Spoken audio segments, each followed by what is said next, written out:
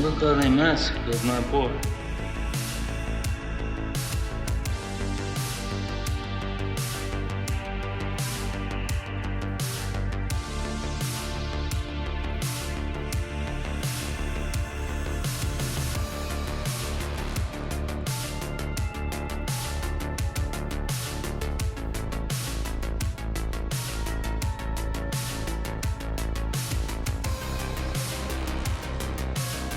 Leave the gun. Take the cannoli.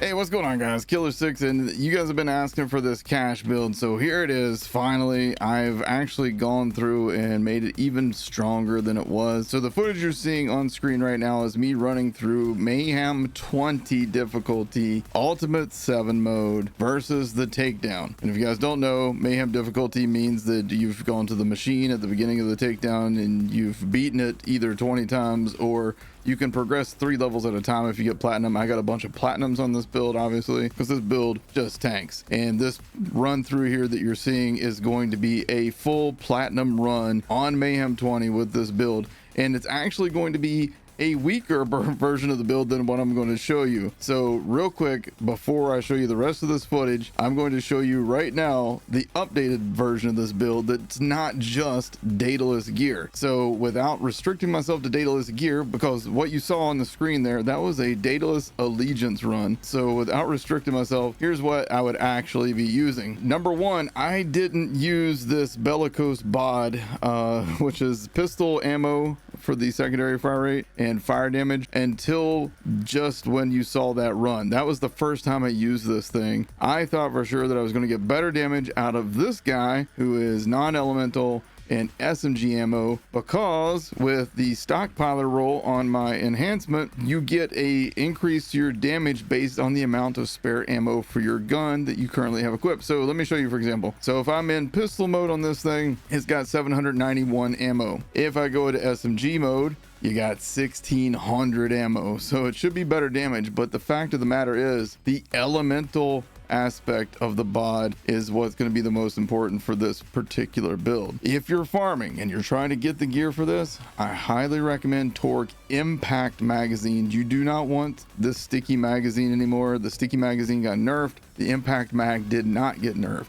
So this thing still gets the multiplier for all the damage types. So make sure you get the impact mag, and obviously try to make sure you get yourself a elemental one. If you don't have the elemental one, I carry pretty hard with this thing too. Even before we get our platinum on Mayhem 20 with the elemental one, we were doing great with this one as well. For other gear, I haven't even tried it yet, but I put on a Mercurius because this thing has Torgue Impact, Elemental, and Jacobs. So I figure, you know, this thing probably shreds. We got the Falk. I love this SMG, rocking a triple bypass so that I can pop over shield on this thing multiple times if I need to. We got a infantry fuse, which who cares what you use for your grenade on here. We've also got the blockbuster. It doesn't matter. You can use any grenade. You're almost never going to throw your grenade. Honestly, the grenade's going to be more detrimental to you than it will be beneficial, so probably just don't even throw it. Just have it on there for your firmware. Then we got the Wind Rider class mod. Now, I do not have a god roll. I don't have a 5 in GLOAM. I only have a +4 in GLOAM, which is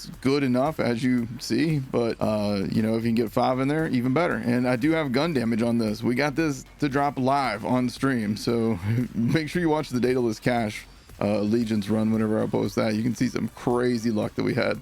Speaking of crazy luck, we also got this double siphon roll of Super Soldier during that playthrough. And then we got this one I actually pulled from my stash. I had this one stashed away for a while. I did not get this one on my playthrough, but on my playthrough, I used this stockpiler with gun damage that I did find, and it works just fine. As a matter of fact, you might even get more damage out of this one because it also has gun splash damage on it. So that's another additional damage type.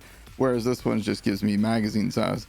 And the magazine size plus 58 means that My bod that is normally a 6 mag will now be a 9 mag. So, you know, a little bit extra, but when you're using this build, you're going to keep, you know, shooting pretty much non-stop because of the way this thing's set up.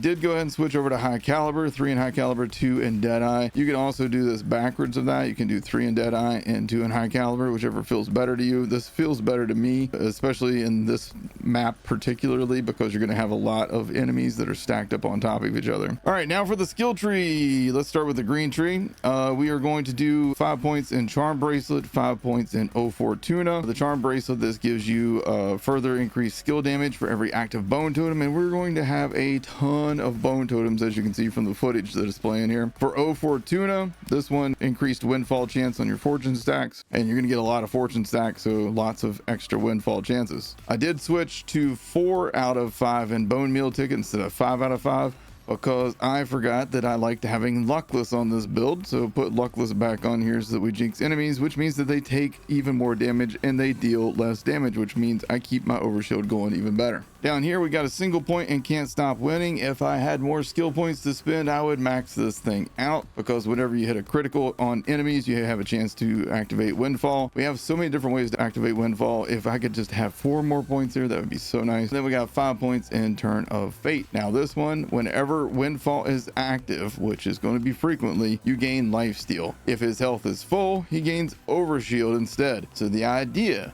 is that you want to keep overshield up and full, and the reason for that is your red tree. Starting off in red tree, you got increased fire rate with guns and crossfire. We're obviously not doing crossfire, but our guns do get the benefit from that. And then we got 5 out of 5 in stand and bleed. Big shout out to Jolly Rancher for recommending that I swap to this. I had been doing just gun damage, but this is giving me extra critical hits on enemies, which means more chances of windfall. We got 2 points in blur of fingers and brass and 3 points in trick shot. Now trick shot allows me to ricochet my shots around to other enemies as bone shards, and that just means they're going to take 30% extra damage, and it's just more damage to be had out there. The 2 points here in blur of fingers and brass obviously is to get us down to the next level, but this also does give us some fire rate, some reload speed. Again, if I had more skill points, 3 more points here would be pretty great. We got 5 out of 5 in lawless to deal bonus kinetic damage. We got 3 out of 3 in war wagon, so that whenever you deal kinetic damage, you gain a chance to refill ammo, and that's how we keep shooting our bod so long. And then we got 3 points in pale rider, so that we get even more bonus kinetic damage. So this plus this equals this always being active pretty much. You can just, as long as you're hitting shots, you're gonna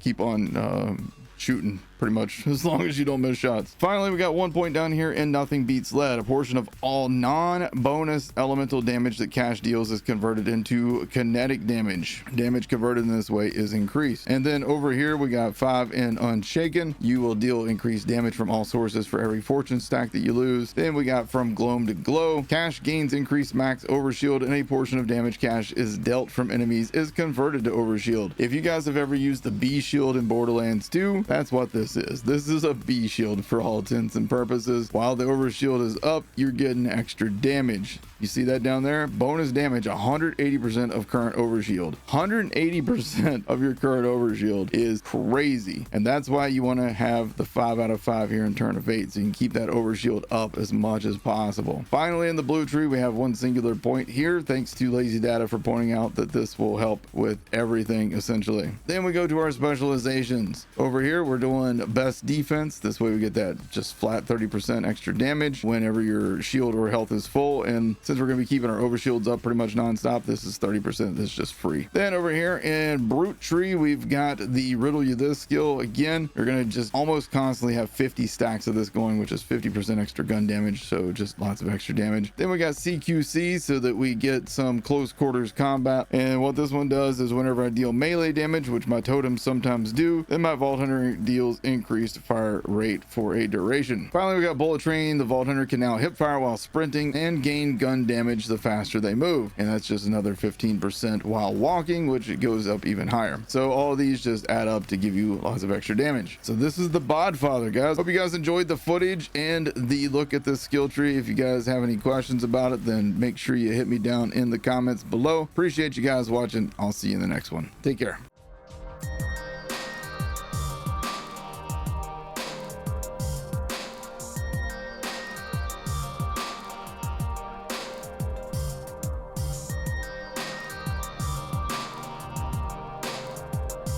Just when I thought I was out, they pulled me back in.